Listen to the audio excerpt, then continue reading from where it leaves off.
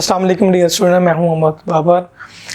Film learn cafe की तरफ से बायोलॉजी की लेक्चर सीरीज जारी है। तो आज हम डिस्कस करने वाले हैं chapter 15 lecture number 2 homeostasis at cell level.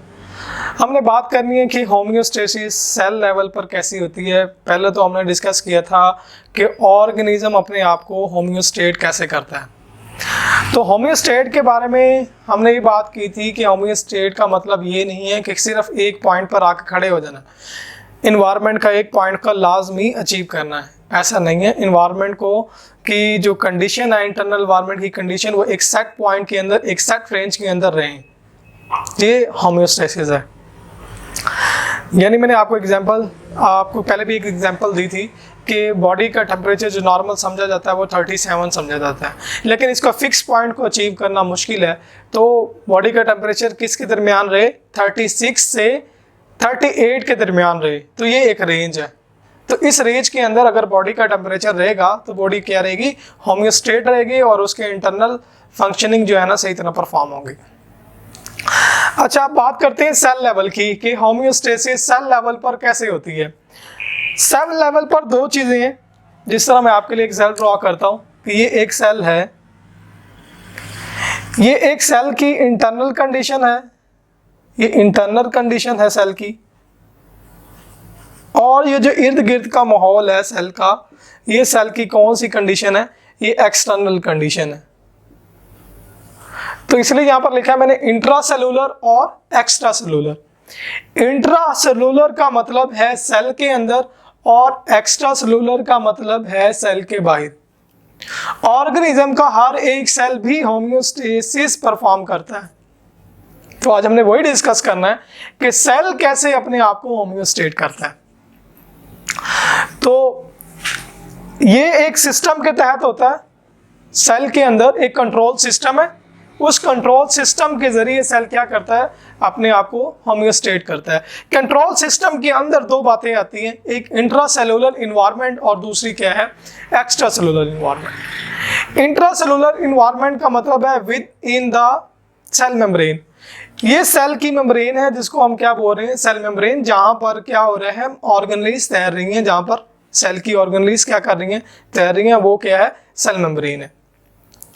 यानी सेल मेम्ब्रेन के अंदर जो इन्वायरमेंट में चेंज आ रही है वो क्या है, इंटरनल इन्वायरमेंट है। उनकी चेंज की स्टडी को हम किसके अंदर स्टडी करेंगे, इंटरनल इन्वायरमेंट के। अब जो सेल के इर्द गिर्द का माहौल है वो क्या है, एक्सटर्नल इन्वायरमेंट है, इसलिए हम उसे क्या बोलते हैं, एक्स्ट्रा सेलुलर बोलते हैं। तो both these environment manage solute water metabolism by control system in a required range। Require range क्या है, इस रेंज का वर्ड आगे बहुत दफा आने वाला है, तो मैं आपको यहाँ पे दोबारा समझाने लगा हूँ कि ये रेंज क्या है, required range. Required range dear student क्या होती है, वो रेंज होती है जिसके अंदर एक एनिमल ने अपने आप को सर्वाइव करना होता है। जिस तरह मैं टेम्परेचर की बात करता हूँ कि टेम्परेचर की बात करिए कि 36 से क्या है, 38, यानी इसके दरमियान क्या आता है, 37। हम वैसे कहते हैं कि ऑप्टिमम टेम्परेचर क्या है, 37, बट अगर 36 और 38 के दरमियान रहे तो but it's okay, don't worry, he is a good and normal. ये ठीक भी होगा, नॉर्मल भी होगा बॉडी को अपने फंक्शन परफॉर्म करने के लिए। तो एक ये रेंज आ गई।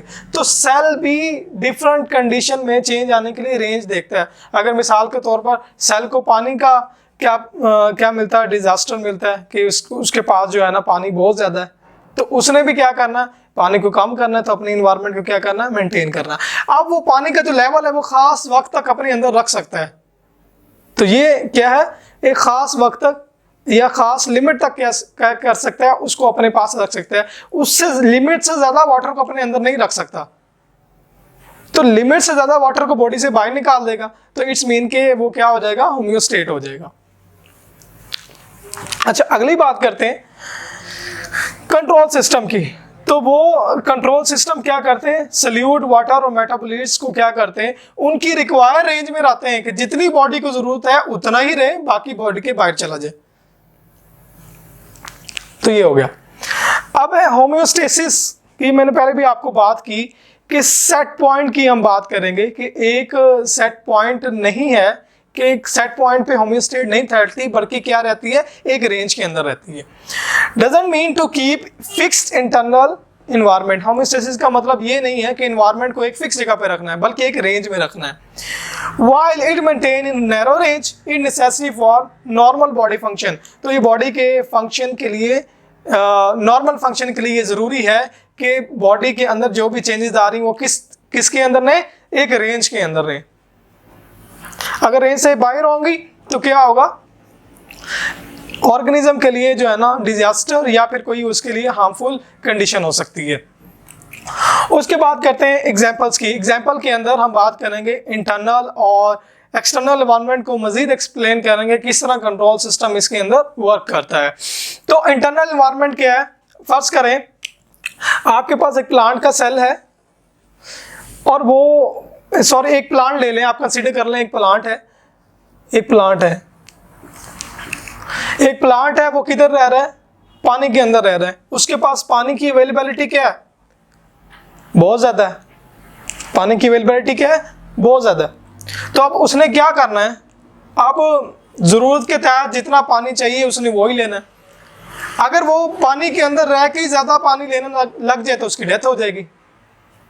तो अब उसे क्या करना चाहिए, जितना पानी उसको ज़रूरत है उतना लेना चाहिए, ठीक है। अगर इन्वायरमेंट में अबंडेंट सप्लाई ऑफ वाटर है, यानी वाटर की अवेलेबिलिटी बहुत ज़्यादा है, तो उस प्लांट को क्या करना चाहिए, उस प्लांट को उतना ही पानी लेना चाहिए जितनी उसको ज़रूरत है। और वो कितना पानी लेगा, अपनी रेंज के अंदर लेगा। मिसाल के तौर पर मैं कहता हूँ कि 25 से 30 लीटर तक जो है, फर्ज करें एक प्लांट की जो है ना वो रेंज है कि वो इतना पानी अपने अंदर क्या कर सकता है, अब्जॉर्ब कर सकता है, या फिर अपनी जो है ना रूट्स की तरफ जो है ना वहाँ पर रख सकता है इतना पानी।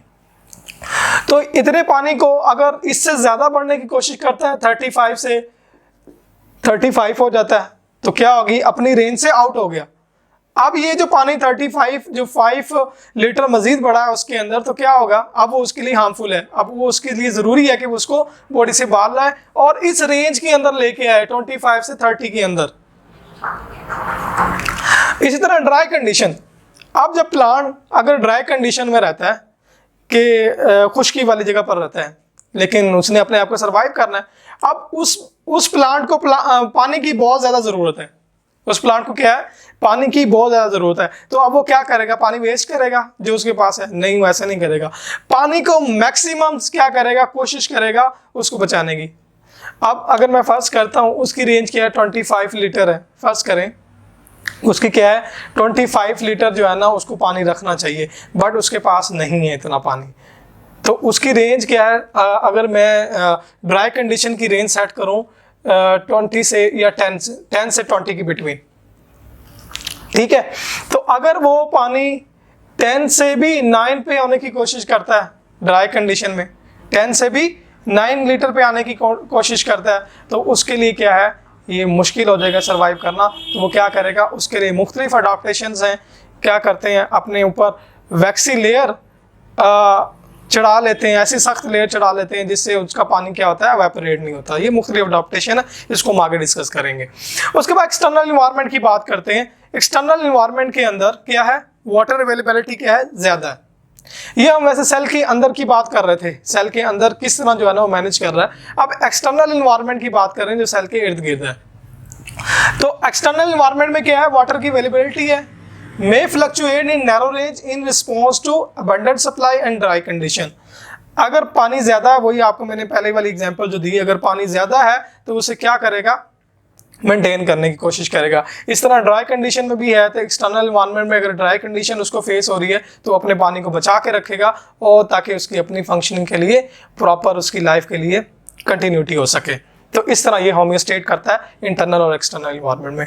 तो कंट्रोल सिस्टम क्या करता है, अगर किसी कंडीशन के अंदर क्या है, पानी बहुत ज़्यादा प्लांट के पास, पानी क्या है, बहुत ज़्यादा, तो उसको यूँ नहीं है कि उसको फ्लड, उसके अंदर पानी जो है ना जाता रहता है फ्लड की सूरत में, तो वो ऐसा नहीं है। उसका जो कंट्रोल सिस्टम है वो उसको अलाउ नहीं करता, उसका कंट्रोल सिस्टम जो है वो उसको अलाउ नहीं करता। क्या करता है वो, कि देखता है कि अबंडेंट सप्लाई है तो उसके मुताबिक जितना चाहिए उतना रख लेता है कंट्रोल सिस्टम।